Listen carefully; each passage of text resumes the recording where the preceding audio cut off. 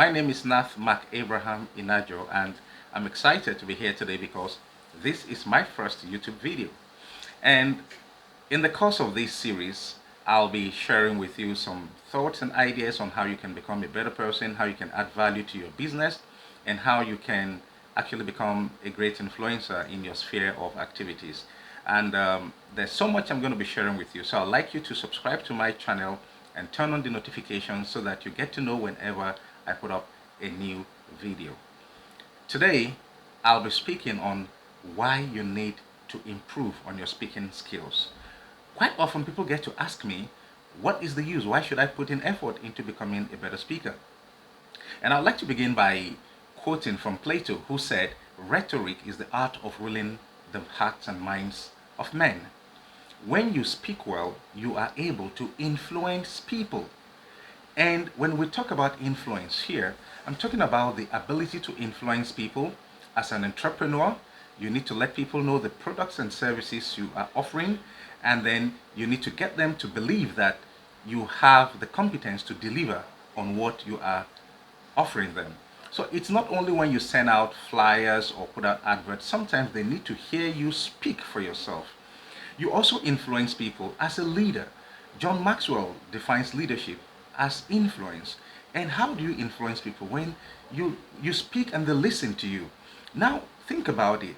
The greatest political leaders, the greatest religious leaders, the greatest people who have made the biggest impacts on generations before now and generations yet to come are people who speak well.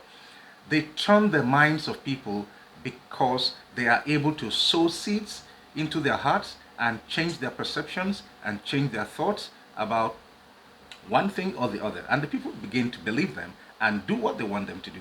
And then, of course, if you're a young graduate or you're looking at changing jobs, you attend job interviews. Job interviews are opportunities for you to speak. The interviewer does not know the content you carry until you express that content clearly and eloquently.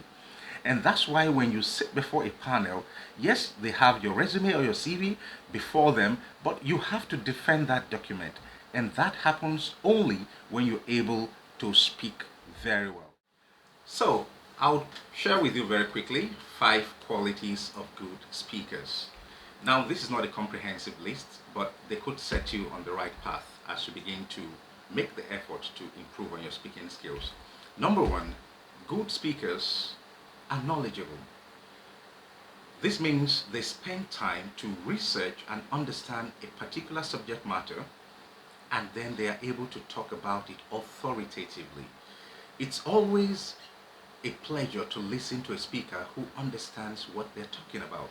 It helps to build confidence in what the speaker is saying and in whatever the speaker is offering when you know that this person truly understands what they're talking about. And I believe you can put in the effort to become a knowledgeable person. It doesn't matter the subject matter. It can be on anything. I've interacted with people who are able to speak so well on dogs. They understand the various species, the behavior and all that.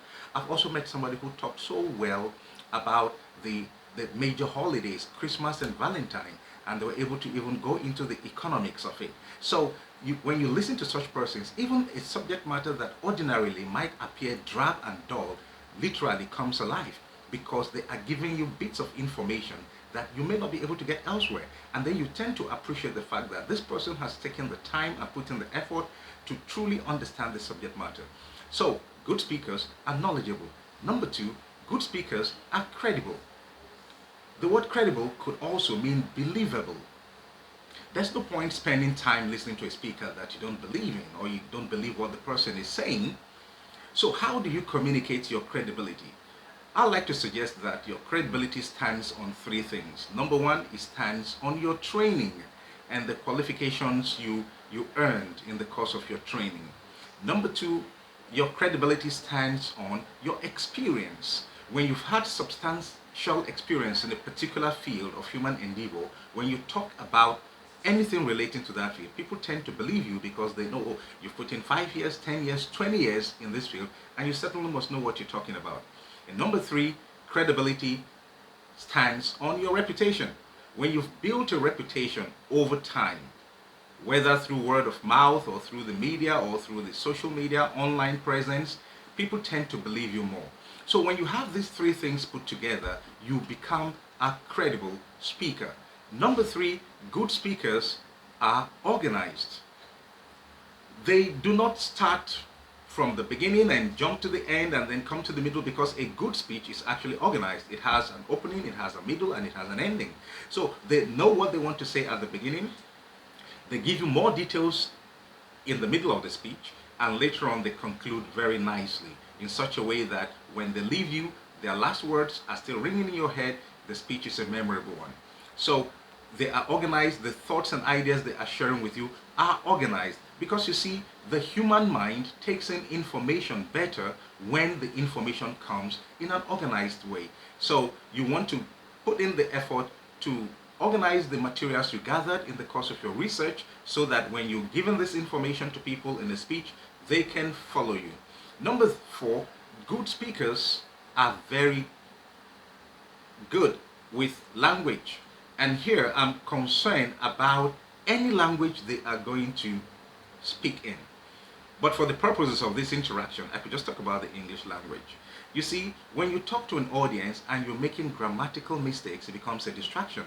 When you do not pronounce your words correctly, they are wondering whether you meant this word or that word, especially when you have a language that has several words that sound alike, like the English language. So you want to be able to pay attention to your grammar. You also want to be able to pay attention to your pronunciation, so that when you speak, you can attain what I like to refer to as international intelligibility, not just local intelligibility. Because sometimes when you speak to people in your own environment, because you all have the same mother tongue basically, and you have the same first language or mother tongue interference issues, they can understand you.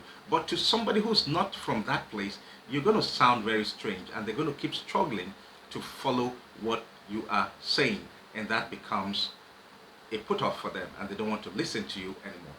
And finally, good speakers are passionate. You see, when you are speaking and your passion does not come through, you lose your audience. You must be passionate about your subject matter if you want the audience listening to you to also be passionate about the same subject matter. Because if you do not believe in what you're saying, why should I believe in it? That's the attitude the audience is going to put up. So you must be passionate, and your passion shows through your vocal inflections, your tone of voice, your facial expressions, your body language, the use of your hands, and all the things you have to communicate your message. And when you listen to an impassioned speaker, inevitably that passion gets to you, because emotions are contagious. And so that passion is also going to influence you, and you just begin to realize that suddenly you are clapping for them, you're rooting for them, you're jumping up and you're urging them on. And these are the qualities that good speakers have. Thank you for being with me on this episode of Nat Speaks. And in this episode, we looked at the reasons why you need to speak well and the qualities of good speakers. In the next episode, we will be looking at how to prepare for your speech and the steps you need to put in place in order to deliver a superlative performance when you have that opportunity to speak again. And one more time, don't forget to subscribe to my channel and turn on your notification. Until I come your way again, take care of yourself and keep practicing on your speaking skills. Bye.